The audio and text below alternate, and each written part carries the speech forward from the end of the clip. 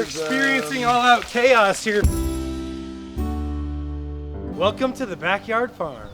Today it was 98 degrees in Colorado. The solar radiation as well as the humidity. You can have plants super healthy in the morning, and in the afternoon it can look like this. So this goes back into the importance of a drip system, which oddly enough I was on my way out here to work on as I noticed that these plants were super struggling. What is that? Yeah. What is that? Uh-oh.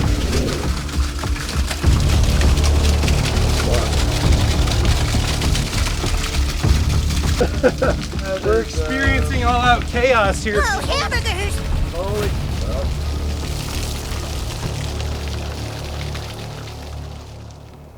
Isn't that how the world would work? I'm over there watering my plants, but meanwhile, my irrigation is over here trying to fill up the tanks. I have a flood going for my irrigation that's not on while my plants are almost dying.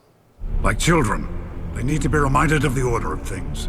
That was so crazy. I ended up popping off this tube right here at this junction, which is kind of crazy. I've never actually seen one of these shark fittings blow before. We're beyond that catastrophe. Let's get back to work. You gotta keep it real with a flood every once in a while, especially if you're farming, you know? That's the perfect reason of why I put that drain station over there that drains underneath the trampoline, so that if stuff like that happens and a tube pops off or whatever, that it can catch it and it can spit it out underneath the trampoline. We just got these girls taken care of. The good news is it wants to stand a little bit on its own, and the tissue, it's not like dark and crinkled, so that one I'm a little worried about. All the other ones will be totally fine. Goes to show you the importance of irrigation. It's kind of also a good representation of what can happen with fertigation. You might not see it as drastically, but over time, if you just water your plants, all of a sudden they will start to just have a little bit more natural of a curl. They will just produce a little bit less fruit and vegetable for you. Also a good analogy for what happens to plants down the road if they don't get any food throughout the year. See, look at this. Even today, wow, guys, the heat just roasted some of my grapes.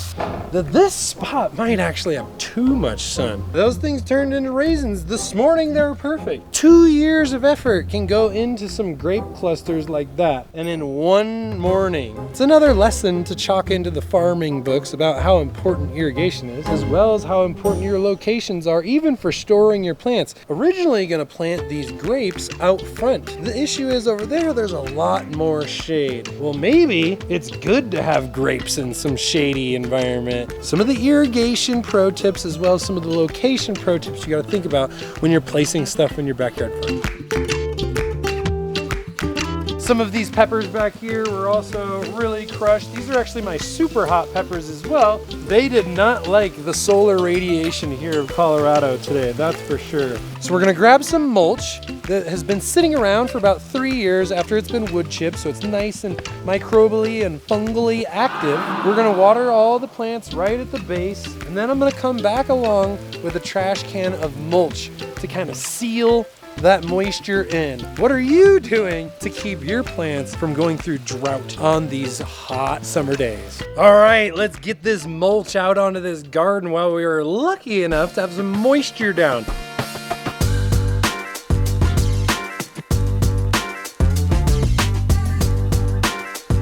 We're about to get this mulch out here on these beds while we got lucky enough and these peppers rebounded on us. This thing dang near looked dead. I couldn't believe it. It was completely down. I thought if there was a plant that I was gonna lose, it was gonna be this one. Shows you how resilient these plants really are. Let's grab this mulch and get it on this bed. I don't have a whole lot here, so I'm gonna start by just kind of putting the main dumps. Oh my gosh, this is unscripted reality here, guys. I like to make sure that the mulch layer is at least a ½ inch thick across the whole top, because anything less than that and you're not gonna do really what you want to do, which is locking all that moisture in the first place. So I like to go around and break it up. The other good thing about this is really fungal dominant.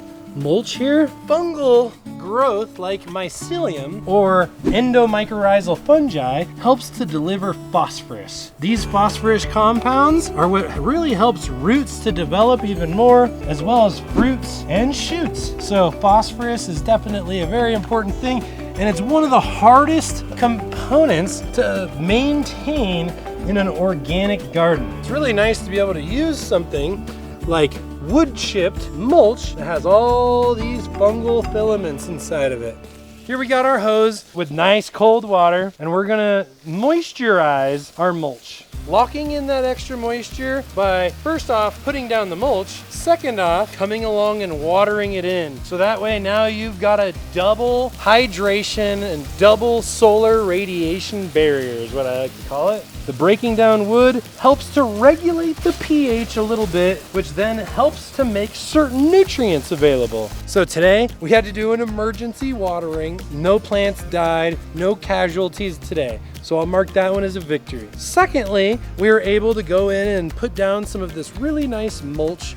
Next part is I gotta clock back into being a dad. I'm sure some of you guys out there feel me on that, which is my most favorite job, being a parent, and showing the kiddos how to live in abundance and sustainability with the planet, our family, and of course themselves. Thank you very much. I'm Tate. Have a good one. And always feel free to share anything that has helped you in your backyard farm so that we can help this backyard farming community to thrive and grow bigger, more amazing plants.